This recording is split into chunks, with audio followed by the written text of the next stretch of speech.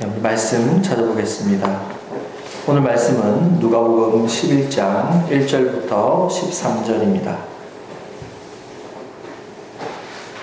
누가복음 11장 1절부터 13절입니다.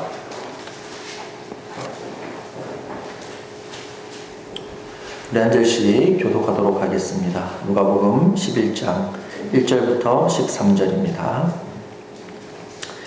예수께서 한 곳에서 기도하시고 마치심에 제자 중 하나가 여짜오되 주여 요한이 자기 제자들에게 기도를 가르치신 것과 같이 우리에게도 가르쳐 주옵소서. 예수께서 이르시되 너희는 기도할 때 기도하라. 아버지여 이 기도를 받으시오며 나라가 임하시오며 우리에게 날마다 일용할 양식을 주시옵고 우리가 우리에게 죄 지은 모든 사람을 용서하오니 우리 죄도 사하여 주시옵고 우리를 시험에 이르게 하지 마시옵소서 하라. 또 이르시되 너희 중에 누가 벗이 있는데 밤중에 그에게 가서 말하기를 벗이여 떡 세 덩이를 내게 구워 달라. 내 벗이 여행 중에 내게 왔으나 내가 먹을 것이 없노라 하며 그가 안에서 대답하여 이르되 나를 괴롭게 하지 말라. 문이 이미 닫혔고 아이들이 나와 함께 침실에 누웠으니 일어나 내게 줄 수가 없노라 하겠느냐. 내가 너에게 말하니 이로 그대로 말해서 그 가르쳐서 내가 또 너희에게 이르노니 구하라 그리하면 너희에게 주실 것이요 찾으라 그러면 찾아낼 것이요 문을 두드리라 그러면 너희에게 열릴 것이니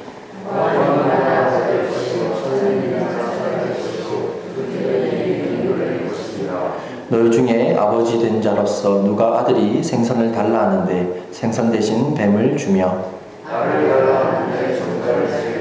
같이 읽겠습니다. 너희가 갈지라도 좋은 것을 자식에게 줄 알거든 하물며 너희 하늘 아버지께서 구하는 자에게 성령을 주시지 않겠느냐 하시니라. 아멘.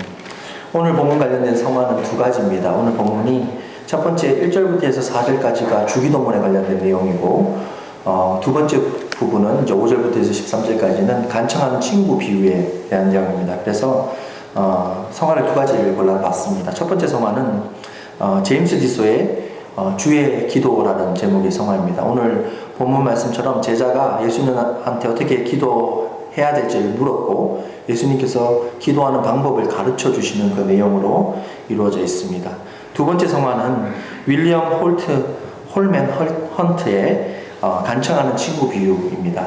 보면 오늘 본문 비유처럼 밤늦게 와서 친구 집의 문을 두드리는 장면을 묘사하고 있습니다. 이 두 가지 성화를 생각하면서 본문 함께 나누었으면 좋겠습니다.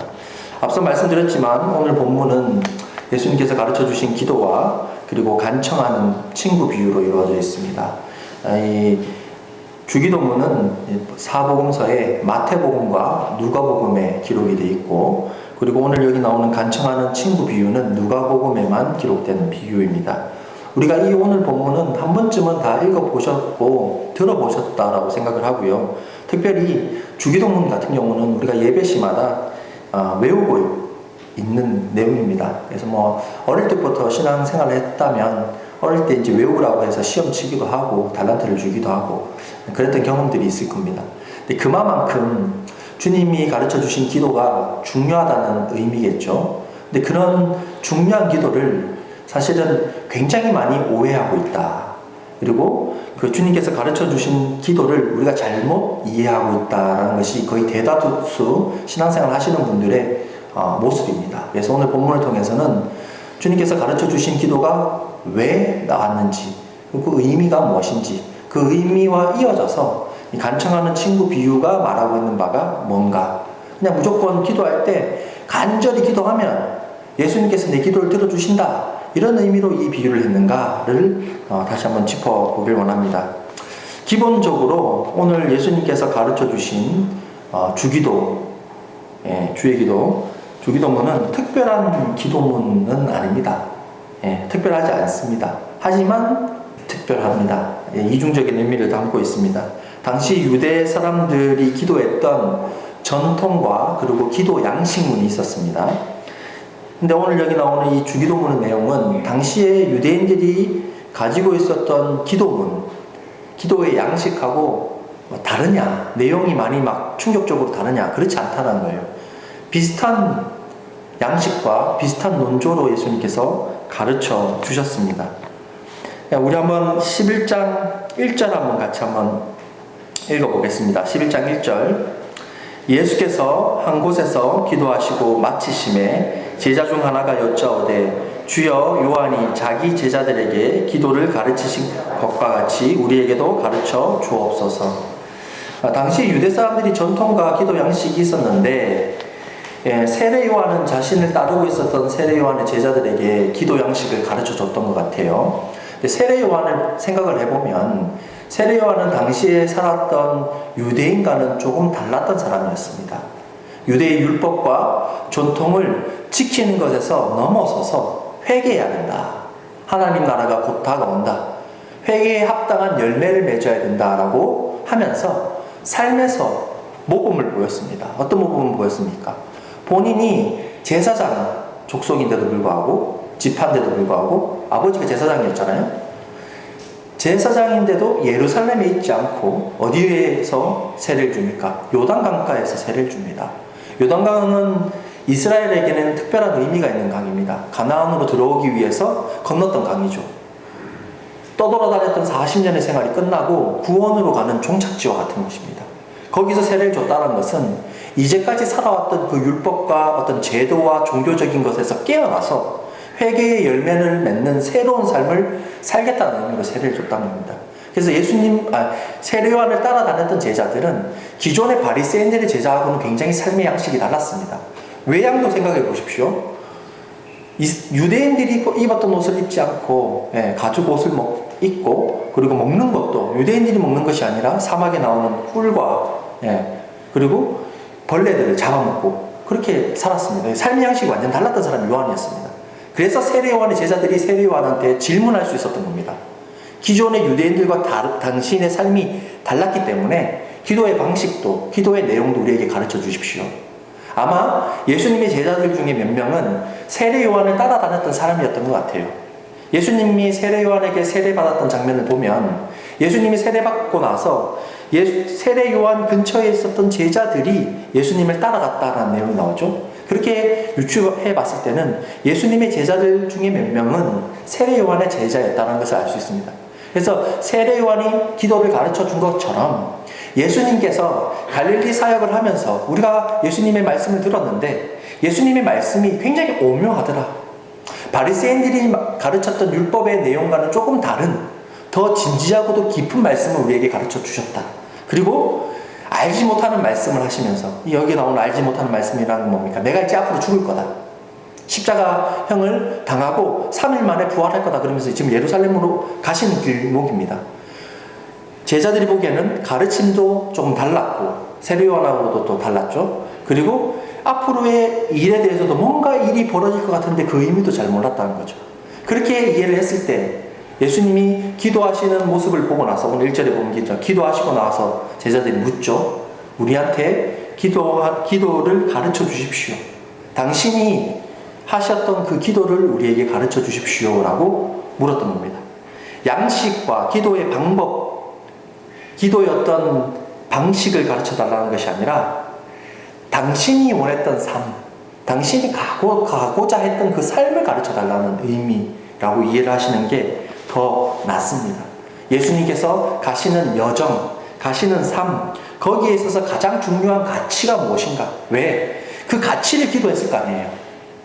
그렇지 않습니까? 내가 삶을 사는데 여러분들 기도하실 거 아니에요. 근데 거의 대부분이 지금 이 순간에 내 필요에 대해서 보통 많이 기도합니다. 그게 아니라 내가 인간으로서 여러분의 이름을 지금 부르짖으면서 나란 누군가, 하나님께서 나를 하나님의 자녀로 불러주셨는데 나는 이 땅에서 왜 살아가고 있는가? 그 이유와 목적을 내가 안다면 하나님 뜻대로 살 수 있을 텐데 라는 생각을 한 번씩은 해보셨을 겁니다. 그것이 바로 기도로 질문되어질 수 있겠죠. 예수님이 가시는 그 여정 속에서 기도했다는 것은 앞으로 가실 그 길을 하나님 앞에 물었고 기도했다는 거예요. 제자는 바로 그것을 물었다는 겁니다. 그래서 주기도문은요, 여러분 양식이 중요한 게 아닙니다. 그 내용의 의미를 잘 파악하는 것이 중요합니다. 주기도문의 특징을 한번 보겠습니다. 우리 한번 2절부터 해서 4절 앞에 보면서 같이 한번 읽어보겠습니다. 먼저 2절 같이 읽겠습니다. 예수께서 이르시되 너희는 기도할 때에 이렇게 하라. 아버지여 이름이 거룩히 여김을 받으시오며 나라가 임하시옵시며, 그리고 3절 4절 같이 읽겠습니다. 우리에게 날마다 일용할 양식을 주시옵고 우리가 우리에게 죄지은 모든 사람을 용서하오니 우리의 죄도 사하여 주시옵고 우리를 시험에 들게 하지 마옵소서 하라. 보면 선언과 간구로 이루어져 있습니다. 먼저 2절은 선언입니다. 선언. 원어를 보면 하나님 앞에 선언하고 있는 내용이에요. 어떤 걸 선언하고 있느냐? 하나님이 어떤 분이신지를 내가 이해했고 이것을 내가 고백하고 있는 내용입니다. 어떤 내용이죠? 아버지여 이름이 거룩히 여김을 받으시오며 나라가 임하시길 원합니다. 아버지가 어떤 분이신지를 인정하고 그것을 받아들이는 선언입니다. 그리고 3절과 4절은 간구입니다. 간구. 내가 원하는 것을 하나님 앞에 기도하는 내용입니다. 그 내용이 뭐냐? 그 내용은 일용할 양식을 달라. 우리가 하루를 살아갈 수 있는 양식을 달라. 그리고 우리에게 죄를 지은 사람을 내가 먼저 용서하겠습니다. 그 용서를 할 때 당신도 우리의 죄를 사해 주십시오. 그리고 시험에 빠지지 않게 해 주십시오. 이런 간구로 이루어져 있습니다. 내용은 선언과 간구로 이루어져 있다. 선언은 하나님이 어떤 분이신지를 말한 것, 간구는 내가 하나님을 이해한 것에 대해서 그대로 살아가겠다라는 내용으로 이루어져 있다. 주어는 어떻게 되어 있냐? 주어는 2절에는 나입니다. 나. 내가 이해한 하나님에 대해서 하나님 아버지 앞에 고백하고 있습니다. 3절 4절은 주어가 우리입니다. 나에서 우리입니다. 공동체적으로 이렇게 살아야 된다는 거예요. 그것에 대해서 기도하고 있다는 겁니다. 정리를 하자면 나는 하나님의 존재를 인정한 사람이다. 나는 하나님을 잘 이해하고 그 인정한 삶의 방식대로 어떻게 하느냐? 하나님의 선한 의지를 따라서 그것을 이루어내면서 살아가겠습니다. 이런 내용으로 이루어져 있다는 거예요. 하나님이 어떤 분이신지 이해하고 그 하나님의 방식대로 살겠습니다. 라고 고백하는 내용이 예수님이 우리에게 가르쳐 주신 기도의 내용입니다. 그 기도는 내가 이해한 것에서 시작해서 우리가 함께 살아가는 것으로 끝나고 있다라고 볼 수 있습니다. 근데 여기 나오는 이 내용은 유대인들이 기도한 형식하고 비슷해요. 내용이 비슷합니다. 근데 유대인들이 기도했던 기도의 방식과 예수님이 가르쳐 주신 기도의 방식이 다른 점을 여러분들에게 지금 설명하겠습니다. 첫 번째는 뭐냐면 형식은 일반적인 유대 전통에 따라서 이렇게 전통이 이런 내용의 기도가 있습니다. 근데 뭐가 다르냐? 첫 번째는 하나님을 어떻게 고백하고 있냐? 하나님을 예수님께서 어떻게 이해하고 있냐? 첫 번째 문장이 뭡니까? 기도할 때 이렇게 하라. 아버지여. 하나님이 유대인들에게는 굉장히 높은 분입니다. 그래서 하나님은 너무 거룩한 분이셔서 하나님의 이름조차도 부를 수 없는 존재가 하나님이었습니다. 그래서 유대 사람들은 자신의 포로기를 지나가면서 자신의 언어를 잃어버리면서 다시 복구하는 과정 속에서 하나님의 이름이 너무 거룩해서 안 읽어봤거든요. 안 읽었습니다. 그래서 하나님의 이름을 잊어버렸어요. 우리가 보통 여호와라고 말하는 단어, 히브리어의 자음, 모음이 없이 자음 내자입니다. 그래서 어떻게 읽을 줄 몰라요. 그 자음 내자에다가 모음 아도나이, 주님이라는 뜻의 아도나이가 합쳐져서 우리는 여호와라고 부릅니다.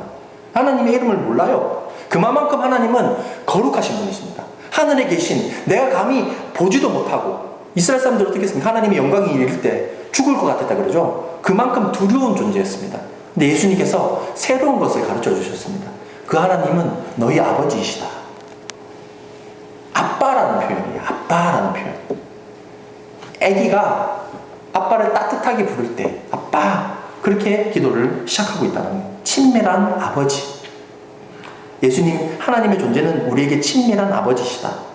그리고 그 친밀한 아버지는 어떤 분이신가? 그의 존재는 거룩하시다. 거룩하시다. 거룩하다는 것은 제가 몇 번 설교를 통해서 말씀드렸습니다. 하나님에게만 사용할 수 있는 단어입니다. 그리고 이 거룩함이라는 것은 어떤 누가 제가 하나님을 거룩하게 해줄 수 없어요. 여기 나오는 이 거룩함은 스스로 거룩한 겁니다. 모세가 하나님의 이름을 묻습니다. 출애굽기 3장에. 하나님이 뭐라고 대답하시죠? 나는 나다. I am who I am. 누군가를 비교할 수도 없고 묘사할 수도 없고 유비할 수 없는 유일한 나는 나다. 표현할 방법이 없어요. 나는 누구다라고 말할 수 있는 비교 대상이 없습니다. 나는 나일 뿐이다라는 거예요. 그것처럼 하나님의 거룩함은 우리가 거룩하게 해줄 수 있는 그런 게 아니라 하나님이 오롯이 스스로 거룩하신 분이시다. 하나님의 존재는 바로 그런 분이시다. 그리고 그 존재의 뜻이 이루어지길 원하는데 그 존재의 뜻이 이루어지는 내용이 뭡니까? 하나님의 나라가 임하시길 원한다는 거예요. 예수님께서 끊임없이 복음을 전하면서 뭐라 말씀하셨습니까? 회개해라. 하나님 나라가 가까이 왔다. 예수님께로부터 시작된 그 하나님 나라가 이 땅 가운데 임하는 것을 인정하는 것이 우리가 해야 될 기도라는 거예요. 세상의 방법의 힘이 이 세계를 지배하는 것이 아니라 하나님의 힘이, 그 하나님의 평화가, 하나님의 인도하심이 우리를 지배하고 있다는 것을 내가 인정하는 것. 이게 예수님께서 가르쳐 주신 기도의 내용입니다. 이 기도대로 산다면 우리는 세상의 힘에 눌려 있어서는 안 돼요. 세상의 가치가 남을 이기고 남을 밟고 올라가고 자본주의적인 어떤 그런 이해를 가질지라도 우리는 세상의 방법과 다르게 살아가야 됩니다. 그것을 인정하길 원하고 그런 하나님의 뜻이 이 땅 가운데 임하길 원하면서 노력하면서 살아가야 되는 것이 이 기도의 전반기 부분의 내용입니다. 그리고 이 3절부터 해서 4절의 내용은 뭐냐? 첫 번째 중요한 내용은 오늘이란 단어입니다. 오늘은 지금 이 순간을 얘기하는 거예요. 현재를 얘기하는 겁니다. 우리가 보통 기도할 때 여러분이 기도하는 기도의 내용을 가만히 생각해 보십시오. 여러분의 기도 내용은 현재의 이야기입니까? 아니면 미래의 이야기입니까? 거의 대부분 이거 해 주십시오잖아요. 그죠? 미래를 이야기하는 겁니다. 현재 고통을 당하고 있는데 미래에는 그렇게 안 되길 원한다라고 보통 기도를 합니다. 근데 예수님의 기도는 지금 이 순간을 얘기하고 있어요. 내일을 기도하지 않습니다. 날마다 일용할 양식을 주십시오. 오늘 이 양식을 주십시오라는 겁니다. 내일의 양식을 얘기하는 것이 아닙니다. 바로 지금 이 순간에 이 양식을, 하루 먹고 살 양식, 쌓아두는 것이 아니라 하나님 앞에 날마다 기도할 수 있게끔 오늘은 오늘의 기도를 하고 내일은 하나님 아버지 앞에 또 기도를 한다는 그런 마음으로 오늘 하루의 양식을 얘기합니다. 지금 이 순간을 굉장히 중요하게 여깁니다. 예수님께서 당신의 사역 속에서 어제 얘기도 하지 않고 미래 얘기도 하지 않고 지금 이 순간의 이야기를 할 때가 굉장히 많이 있습니다.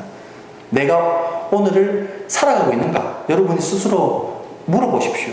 예배 시간에 주기도문 외우면서 그냥 습관적으로 외우지 마시고 내가 오늘 이 하루를 세상에서 가장 중요한 날로 여기면서 의미 있게 살아가고 있는가? 예수님이 바로 그것을 가르쳐 주셨습니다. 그리고 가장 중요한 부분이 있는데요.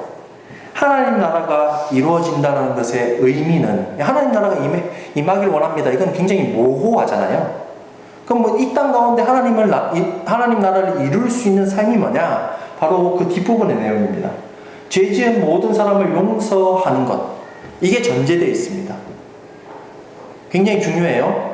내가 하나님 앞에 용서받기 위해서 모든 사람을 용서하는 게 아니에요. 순서가.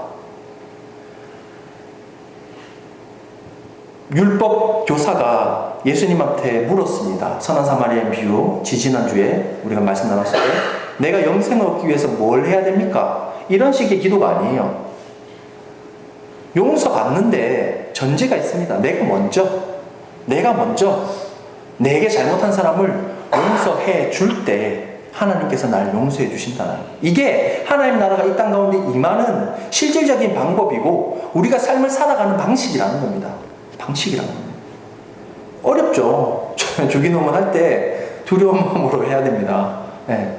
그리고 마지막에 하나님 앞에 부탁합니다. 예수님께서 삶 속에서 흔들리고 넘어질 때가 있는데 시험에 빠지지 않게 흔들리되 모든 것을 포기하지 않게 하나님 앞에 기도하라 이렇게 말씀하십니다.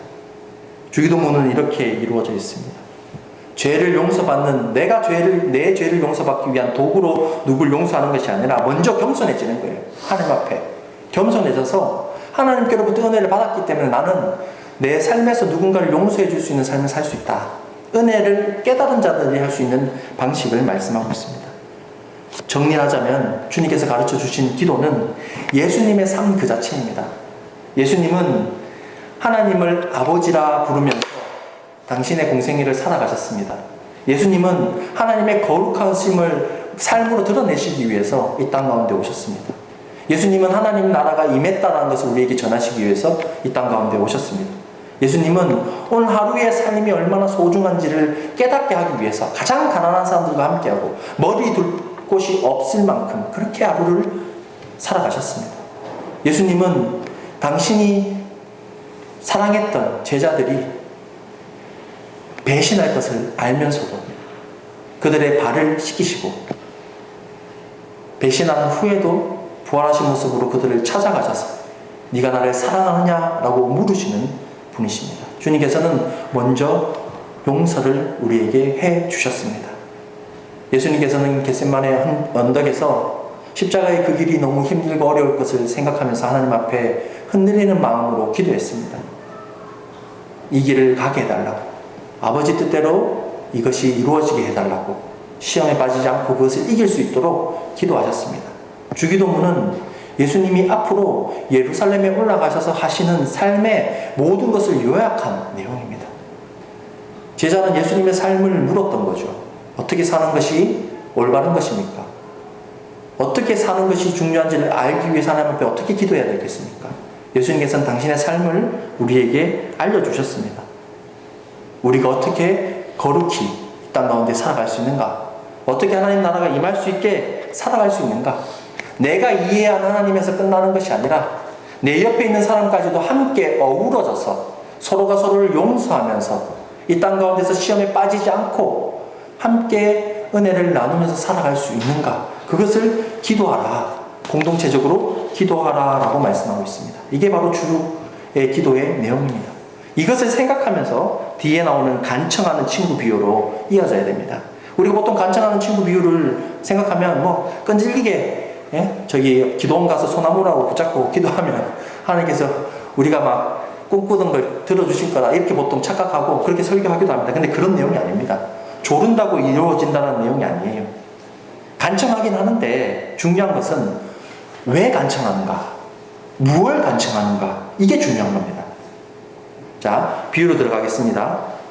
비유에 보면 간청하는 친구가 밤에 늦게 찾아와요. 문을 막 두들깁니다. 그러자 그 친구가 왔다는 걸 알죠. 자고 있었던 친구가. 근데 우리 애들이 깨기 때문에 못 들어주겠다는 얘기를 해요. 근데 간청하는 뭘 때문에 간청합니까? 간청하는 친구가 무엇 때문에 두들기고 있습니까? 떡 3덩이를 내게 구워달라고 부탁하고 있습니다. 5절에 보면. 그 이유가 뭡니까? 자기한테 친구가 있는데 여행 중에 밤에 급히 찾아왔다는 거예요. 그래서 그 사람을 먹이기 위해서는 떡이 필요한데 집에 떡이 떨어진 겁니다. 그래서 친구한테 지금 다른 친구한테 와서 문을 두들기면서 그 떡을 구워달라고 얘기하고 있어요. 왜 간청하고 있냐? 자기를 위해서 간청하는 게 아니에요, 여러분. 내 필요를 만족시키기 위해서 간청하는 것이 아닙니다. 내게 찾아온 손님, 그 손님을 환대하기 위해서 지금 간청하고 있는 겁니다. 나를 위해서가 아니라 다른 누군가를 먹이기 위해서 지금 간청하고 있다는 거예요. 그래서 이 비유를 그냥 소나무 붙잡고 기도하면 다 된다, 이런 이야기가 아닙니다. 내 만족과 내 욕망을 이루는 그런 기도를 하면 하나님께서 들어주시겠습니까? 아니에요. 아니에요. 누군가를 위한 기도라는 거예요. 예수님께서 가르쳐 주신 기도하고 이어지고 있다는 것입니다. 당시의 문화를 생각해 보시면 더 오늘 이 비유가 이해가 됩니다. 당시의 문화가 뭐냐면 밤에 늦게 찾아와도 찾아온 손님을 거절하면 안 되는 게, 환대해 줘야 되는 게 당시의 문화 인식이었습니다. 그리고 또 배고파서 먹을 것이 없어서 먹을 걸 구하는 이웃을 거절하는 것도 당시의 문화에서는 잘못된 행동이었습니다. 이렇게 보면 당시 문화에서는 받아들여줘야 될 그런 내용으로 지금 이 간청하는 친구가 와서 그것을 구하고 있다는 거예요. 그런데 난처합니다. 왜냐하면 지금처럼 투룸, 쓰리룸 이렇게 집이 있었던 것이 아니라 당시의 집은요, 대부분이 방 하나로 이루어져 있습니다. 모두 같이 자는 거예요. 문을 막 두들기면 나만 깨는 게 아니라 가족들이 다 깨는 거예요. 번거로움이 생기죠. 그래서 내가 이게 너무 힘든데 그렇게 할 수 없는 것 같은데 이렇게 처음에 그 찾아온 친구에게 그렇게 얘기합니다. 하지만 8절에 보면 비록 벗됨으로 인해서는 일어나서 주지 아니할지라도 그 간청함을 인하여 일어나 그 요구대로 줬다. 이렇게 주님께서 말씀하고 있습니다. 그 말은 뭐냐면 사람됨, 내가 그 사람의 관계 때문에 이 사람 이야기를 들어준 것이 아니라 그 사람이 간청하는 내용이 당연히 해야 될 일이기 때문에 사람으로서 그것을 들어줘야 되기 때문에 들어줬다는 겁니다. 다시 설명하자면 기도에서 간절함, 뻔뻔함은 필요하긴 합니다. 기도 열심히 하셔야 돼요. 제 얘기 잘못 들으셔서 기도 안 해도 된다 이렇게 얘기하면 안 되고 기도 열심히 하셔야 됩니다. 간절하게 뻔뻔하게 때로는 뻔뻔하게 요구하셔야 됩니다. 다만 그것은 내 개인의 욕망을 이루고 내 개인의 이익만을 원하는 것이 아니라 남과 함께 살아가는 것을 위해서 뻔뻔하게 기도하셔야 돼요. 예. 우리 가족 중에 누가 아픈 사람이 있거나 우리 주변에 있는 사람들 중에 힘든 고민이 있거나 그 고민과 똑같은 나의 고민이 있거나 그럴 때 하나님 아버지 앞에 간절하게 기도하라는 거예요. 그러면 하나님께서 뭐라고 말씀하십니까? 구하라, 너희한테 주겠다. 찾아라, 찾아낼 것이다. 문을 두드리면 열릴 것이다. 주님께서 말씀하고 있습니다. 주님도 아시거든요. 저 사람 됨을, 저 사람에게 뭐가 필요한지를 알고 계십니다. 그렇기 때문에 그 기도대로 들어주십니다. 하나님은 당연히 주님께서 가르쳐 주신 그 기도대로 공동체를 위해서 사람다운 삶을 살아가는 그 기도를 들어주십니다. 궁극적으로 주님은 오늘 본문 13절에 뭐라 말씀하고 있냐면 성령이 우리하고 함께 하시는 그런 삶을 원하는 것이 당연하다 이렇게 말씀하고 계세요. 13절에 보면 너희가 악할지라도 좋은 것을 자식에게 줄 줄 알거든 하물며 너희 하늘 아버지께서 구하는 자에게 성령을 주시지 않겠느냐 이렇게 말씀하고 있습니다. 우리가 얼마나 이기적인지는 우리 스스로가 너무 잘 압니다. 우리는 누군가를 위해서 기도할 만한 그런 위인이 되지 못하죠. 근데 주님의 은혜를 깨닫고 내 속에 성령 하나님께서 함께하고 계심을 내가 깨닫는다면 나는 그때 비로소 누군가를 위해서 기도할 수 있습니다. 그래서 예수님께서는 다른 무엇보다도 너희에게 너희를 위해 간구하고 계시는 성령 하나님이 함께하고 있다는 것을 알라라고 말씀하고 있습니다. 정리하자면 이렇습니다. 주님의 기도는 형식이 아니라 삶입니다. 습관적으로 기도하기 전에 예수님께서 가르쳐 주신 기도를 한번 음미해 보시기 바랍니다. 그 주님의 기도의 두 가지 내용인데 첫 번째는 하나님에 대한 나의 인정입니다. 내가 인생을 살아가면서 나 위주로 살아가는 것이 아니라 하나님을 인정하는 겸손한 자로서 내가 주님을 인정합니다. 주님의 거룩함 앞에 내가 겸손하게 엎드립니다. 이게 주의 기도의 첫 번째 내용입니다. 두 번째는 하나님을 인정했다면 사람다운 삶을 어떻게 살아갈 수 있는가? 그것에 대해서 간구하는 내용이 두 번째 내용입니다. 그리고 그렇게 하나님 안에서 하나님 뜻대로 살아갈 때 힘들고 어려울 때가 많이 있습니다. 그럴 때는 주님께서 말씀하십니다. 간절하게, 때로는 뻔뻔하게 기도해라. 그러면 주님께서 들어주실 것이다 라고 말씀하십니다.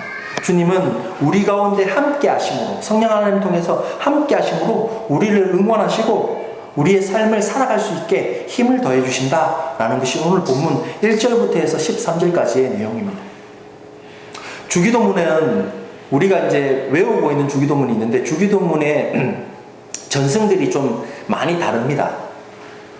근데 그 중에 나라가 임하시옵시며 이렇게 나오죠. 주님의 나라가 임하시옵시며 나오는데 여기 이 부분에 대한 후대 전승, 그러니까 처음에는 이런 내용으로 기록이 되어 있었는데 후에 이제 나중에 복음서를 번역하면서 교회 공동체에서 주기도문을 외웠을 거 아니에요. 근데 어떤 공동체에서는 나라가 임하시옵시며 이 부분을 어떻게 바꿔서 다르게 불렀는데 어떻게 불렀냐면 성령이 우리에게 임하시오며 우리를 거룩하게 하여 주십시오 이렇게 번역된 주기도문도 있다는 거예요. 나라가 임한다는 게 굉장히 모호하니까 교회 공동체가 어떻게 고백하고 있냐, 성령이 먼저 우리에게 임해 주시고 우리를 거룩하게 하여 주셔서 그 뒷부분이 뭡니까? 일용할 양식에 대해서도 기도하고 남을 용서할 수 있는 마음을 가지고 시험에 들지 않게 해달라고 강구하고 있는 내용으로 기록되고 있다는 것입니다. 그래서 여러분들 다른 무엇보다도 주님의 뜻이 우리 가운데 이루어질 수 있게 될 수 있는 유일한 방법은 성령 하나님께서 내 마음 가운데 계시는 겁니다. 내가 그것을 인정하는 겁니다. 장로교 교리에 대해서 제가 자주 말씀드렸죠. 여러분들이 이 자리에 있는 것은 성령님께서 부르셨기 때문입니다. 우리의 지혜나 지식이나 이성으로 이 자리에 온 것이 아니라 성령 하나님께서 여러분들을 선택하셔서 여러분들을 불러주셨어요.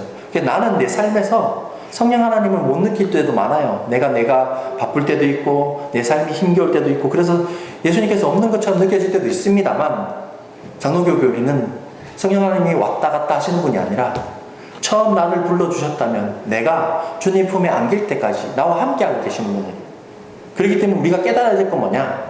힘들고 어려운 와중에도 내가 혼자가 있는 것이 아니라 성령 하나님과 함께 있는 것을 내가 깨달을 때 그때 나는 힘을 가지고 아버지 앞에 기도할 수 있고 주님의 평화를 통해서 살아갈 수 있다는 것입니다. 우리 가운데 성령 하나님이 함께하고 계심을 여러분들이 깨닫고 그 힘을 통해서 누군가와 함께 사랑을 나누고 은혜를 나누며 살아갈 수 있는, 누군가를 용서해주며 살아갈 수 있는 그런 우리들이 되길 원합니다. 그래서 제가 성령을 주시지 않겠느냐라고 설교 제목을 정한 이유도 바로 거기에 있습니다. 이미 이 공동체 안에 하나님께서 함께하고 계십니다. 우리 각자마다 성령 하나님께서 우리를 위해서 깊이 간구하고 계십니다. 우리 안에 계신 그 주님을, 그 성령님을 생각하면서 그분이 오늘도 나를 이끄시고 계시다. 그분이 나를 따뜻하게 맞아주고 계시다라는 것을 깨달으며 살아갈 수 있는 그런 우리들이 되길 소원합니다. 기도하겠습니다. 사랑해 주님 감사합니다. 주님께서 가르쳐 주신 기도는 형식이 아니라 주님의 삶이었음을 우리가 깨닫습니다. 아주 너무 어릴 적부터 습관적으로 외웠던 기도였기 때문에 아무런 생각 없이 입으로만 되새길 때가 많이 있었습니다. 다시금 우리에게 찾아오신 주님의 은혜를 인정하고 겸손히 하루를 의미 있게 살아갈 수 있는 그런 우리들이 되길 원합니다. 어떤 목적이나 목표를 위해서 살아가는 것이 아니라 주님의 은혜를 나눌 수 있는 삶이 되게 하여 주옵소서. 때론 그렇게 살아갈 때가 힘이 들고 어려울 때도 있지만 간절하게 하나님 아버지 앞에 주님의 은혜를 구하는 우리의 기도가 항상 끊이지 않길 원합니다. 성령 하나님 저희들을 붙들어 주시고 하루의 삶을 인도하여 주옵소서. 정말 이 땅 가운데 하나님 나라가 이루어지고 서로가 서로를 위해서 기도하며 함께 세워져 갈 수 있는 그런 도토리 가족들이 되길 원합니다. 주님 저희들 가운데 함께하여 주옵소서. 감사드리며 예수님의 이름으로 기도드립니다. 아멘. 우리 찬송가 370장 찬양드리겠습니다.